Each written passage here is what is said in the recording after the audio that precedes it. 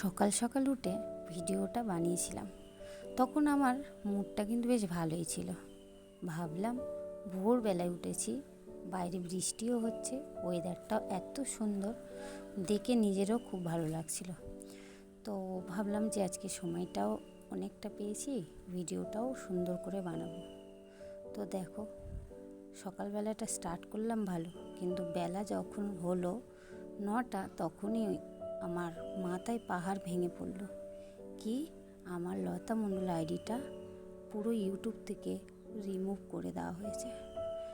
বিশ্বাস করো বন্ধুরা, যেমন একটা সন্তান কোলের থেকে সরে গেলে হয়, তার মার তেমনই আমার তখন হয়েছিল। Good morning guys, welcome back to my YouTube channel Kartik Mondal চ্যানেলে। এখন ব্লগ দিচ্ছি, তো কার্তিক মণ্ডল চ্যানেলে তোমাদের অনেক স্বাগতম জানিয়ে আজকে ব্লগটা স্টার্ট করছি। তো সকাল থেকে স্টার্ট করেছি একদম। আজকে আমি উঠেছি 5:30। 5:30টার সময় উঠে আমি ঘরের সমস্ত কাজকর্ম সেরে, ঠাকুর দিয়ে, রান্না বান্না করে আর একটু লাইভ করে নিয়েছি। সকালবেলা লাইভ করে নিয়েছি। সবাই মনে করছে যে লতাদি পাগল টাগল হয়ে গেল নাকি। তো সকালবেলা একদম আজকে লাইভ করা হয়ে গেছে আর রান্নাবান্না কমপ্লিট হয়ে গেছে। এখন কি করবো ভাবছি, তো ভাবলাম চলো ব্লগটা স্টার্ট করা যাক।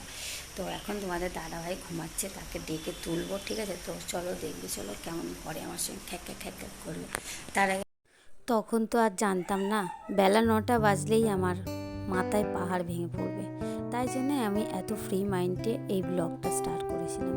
তোমরা হয়তো ভাববে যে কি, তা এত বড় একটা অঘটন ঘটে গেছে, তারপরেও এত ফ্রি মাইন্ডে কী করে ব্লগটাকে তুমি কন্টিনিউ করলে।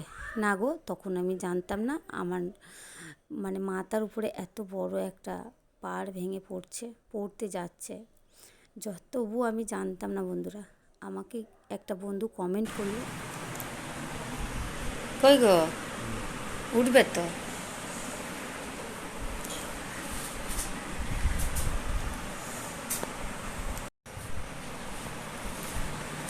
তো উঠে গেছে তোমাদের দাদাভাই, এই সে ঘুম থেকে উঠেছে। তো এখন মুখটা অফ আছে। আর এই যে পিকুবাবু ঘুমু ঘুমু করছে, আমার পিকু শোনা। আজকে সকাল সকাল উঠে গেছি না, আর ভালো লাগছে না। সমস্ত কাজকর্ম সেরে নিয়ে কী করবো ভাবছিলাম, তো একটু বসে বসে লাইভ তো করলাম।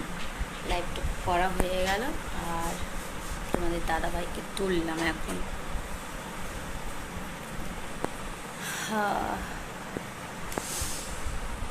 তো ও হচ্ছে কি বলবো, সকালবেলায় যতই কি বলে, যতই আওয়াজ হোক আর যাই হোক, আমি যতক্ষণ না ডাকবো না ততক্ষণ ও উঠবে না। ওর একটা অভ্যাস হয়ে গেছে ওটা। আর আমি যখন থাকবো না বাড়িতে, তখন কিন্তু ও একা একা ঠিক টাইমের মধ্যে উঠবে, উঠে নিজে নিজে স্নান করবে, ঠাকুর দেবে, তারপর চা করবে, খাবে দাবে। তখন টাইম বেশ মেনটেন করে চলে। না হয়তো ও একা একা আমি থাকলে ওঠে না। আমি থাকলে তখন যতই রাগ হোক আর যাই হোক আমাকেই ডাকতে হয়। তো চলো, সকাল থেকে তো স্টার্ট করলাম ব্লগটা, কতক্ষণ কন্টিনিউ করতে পারি জানি না। আর লাইট জ্বলছে, পিকু সোনার একটু প্রবলেম হচ্ছে, লাইটের আলোটা চোখে লাগছে না। তো যাই হোক, চলো পরে আবার আসছি, একটু বেলার দিকে চা খেতে খেতে তোমাদের সঙ্গে গল্প হবে। টাটা। সত্যি আমাকে দেখে মনে হচ্ছে না আমি কতটা ফ্রি মাইন্ড। এখন আমি ব্লগটা যখন এডিট করছি তখন দেখছি আর ভাবছি সত্যি সেই দিনটা আমার কাছে কতটা হ্যাপি ছিল। তো আমি ভাবতেও পারিনি যে বেলা যত বাড়বে আমার তত মাথায় পাহাড় ভেঙে পড়তে চলেছে। আমি এটা ভাবতেও পারিনি। তাহলে বন্ধুরা আমি হয়তো ব্লগটাকে বানাতামই না। যদি জানতাম তখন বানাতাম না। তারপর থেকে কিন্তু এখনও আমি আর ব্লগ বানাইনি। আজ 3 দিন আগেই ব্লগটা বানিয়েছি। তো পড়ে আছে বলে ভাবলাম এডিট করে তোমাদের সঙ্গে শেয়ার করি আমার মনের কথাগুলো। ব্লগ দেখে আবার তোমরা ভাববে যে কি, কখনোই এরকম হতেই পারে না। কিন্তু সত্যি আমার সঙ্গে এই ঘটনাটা ঘটেছে। আমি খুবই দুঃখিত। এখন আমি তোমাদের সঙ্গে শেয়ারও করতে পারছি না। তোমরা অনেকে অনেক রকম কমেন্ট করবে আমাকে, আমি জানি, তবুও আমি তোমাদের সঙ্গে শেয়ারটুকুনি করলাম।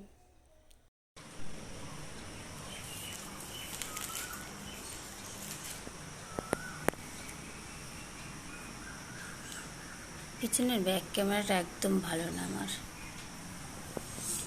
ব্যাক ক্যামেরাটা বাজে। তো চলো বন্ধুরা, আমরা এখন একটু চা খেয়ে নিই, ঠিক আছে? আর এই কার্তিক মণ্ডল আইডিটা কিছুদিন এখন ব্লগ পেয়ে যাবে, প্রত্যেক দিনই ব্লগ করার চেষ্টা করবো, বুঝলে? তোমরা সবাই বলো না ব্লগ দিতে, তো ব্লগ বানাবো, ঠিক আছে? বেশিক্ষণের জন্য করতে পারবো না, কিছুক্ষণ যতটুকুনি পারবো ব্লগ দেবো। আজ আমি সকাল সকাল উঠে গেছি বলে কিন্তু আমার ব্লগটা করা সম্ভব হচ্ছে, নাহলে বেলা হয়ে গেলে ভালো লাগে না। এই যে এদিকে তোমার দাদাভাই চা খেতে বসেছে, রেডি হয়ে গেছে অফিসের জন্য। আমি এখন এই বসেছি বিস্কুট আর চা নিয়ে। চলো আমরা চা। তো দেখো বন্ধুরা, এখন বাজে 8:30। কোট পরে নিচ্ছে, রেনকোট পরে বেরোবে, কেন কিনা বাইরে দেখতেই পাচ্ছ ওয়েদারটা কতটা বাজে। এই দেখো, সকাল সকাল থেকে না, কাল রাত্রির থেকেই বৃষ্টিটা হচ্ছে, তো খুব বাজে অবস্থা। পিকুবাবু ঘুম থেকে উঠে পড়েছে, এই যে ও পিকুবাবু, দেখি মুখটা, বলি বাবা, গুড মর্নিং। আর পিকুবাবু গুড মর্নিং বলে সবাইকে, ভালো ছেলে তো, গুড বয় ছেলে। পিকুবাবু কালকে কটা আইসক্রিম খেয়েছিলে? কটা খেয়েছিলে?